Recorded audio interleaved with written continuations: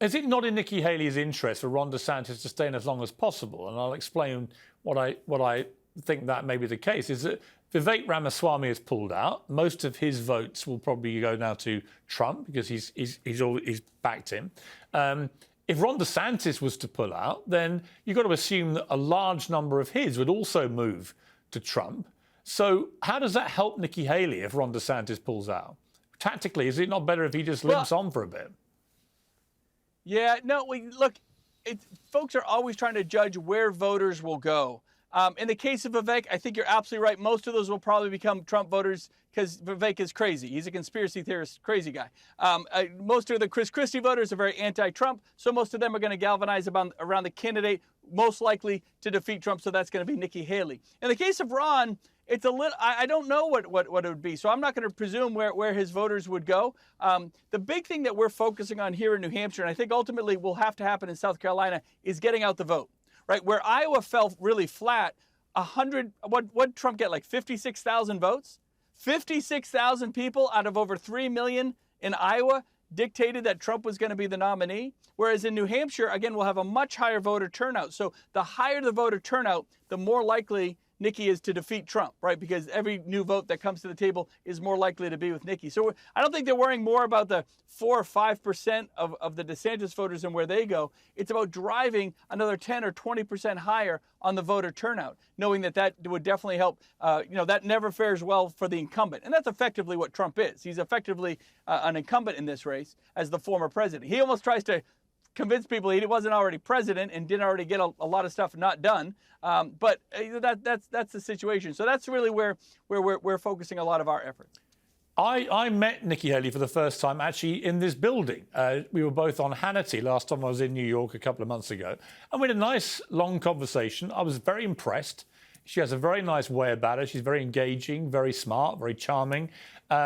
She hasn't given me an interview yet, so maybe you could put a good word in for me after this, Governor. I'd appreciate it. But we'll move on from that terrible snub so far. But I was impressed by her. But a lot of people on the Republican side, who are not necessarily her biggest fans, say that she's too liberal. She's not a proper conservative, not a real Republican. You know her very well. What do you say to those people? Too liberal. She was the Tea Party conservative candidate when she became governor of South Carolina in 2010 and then again in 2014. So, no, she's as conservative as they come. And her credentials as being fiscally conservative, much more fiscally conservative than Trump. Trump's a disaster when it comes to fiscal conservatism.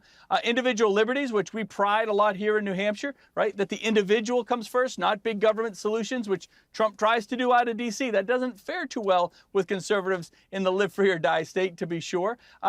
Decentralizing the Department of Education. So, again, states, localities, individuals, parents have more control over what's happening in the classroom. Trump didn't do any of that, right? So she brings these amazing conservative credentials, and the best one is she gets stuff done, right? Regardless of where you are on policy, she gets stuff done. She has a record of doing it, balancing budgets, all that sort of thing, bringing health care reform. I was promised health care reform from Donald Trump. We didn't get it, right? She takes these challenges on, and she actually solves things. So at the end of the day, that's what conservatives want. They want government that actually moves forward, decentralizes, and again, lets the individual come first.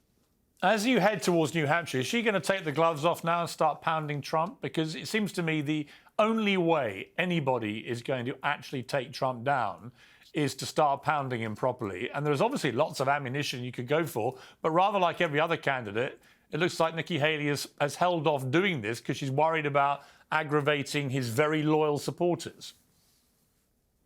No, so a couple things there. So let's look at the Chris Christie. Chris Christie threw everything and the kitchen sink at Donald Trump and never got past 13%. So to say that we're just going to hit Trump harder and that will work, Chris tried it. It was an interesting strategy. One state strategy clearly did not work. And it again, you kind of hit a cap there. Nikki doesn't overthink it. She is who she is. She'll call Trump out on January 6th and on election denial and all this stuff.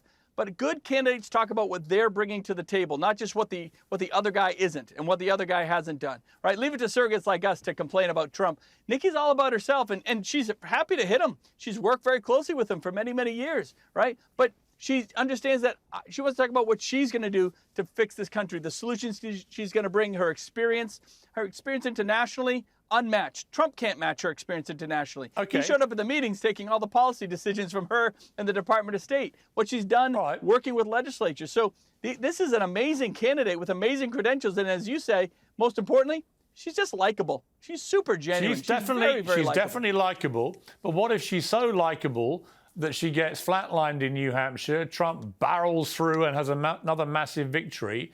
Can you continue past that if that was to happen?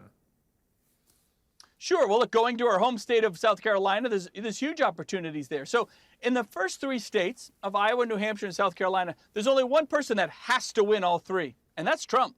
He's the only one that has set the expectations that he's going to run away with it in all 3 states. So anything different than that, whether it's beating him or coming in a close second, that challenges that whole narrative, that presumption that's out there. So whether it happens in New Hampshire, I think it will, New Hampshire and South Carolina, that builds momentum in that 2-person race, then you hit Super Tuesday, right? With a one-on-one race going into Super Tuesday, I think anything's on the table. Okay, and if you would tell Nikki Haley that I'm here tomorrow, we have a slot. If she fancies an interview, we'd happily take it. Governor Sununu, thank you very much. You bet. Thank you, buddy.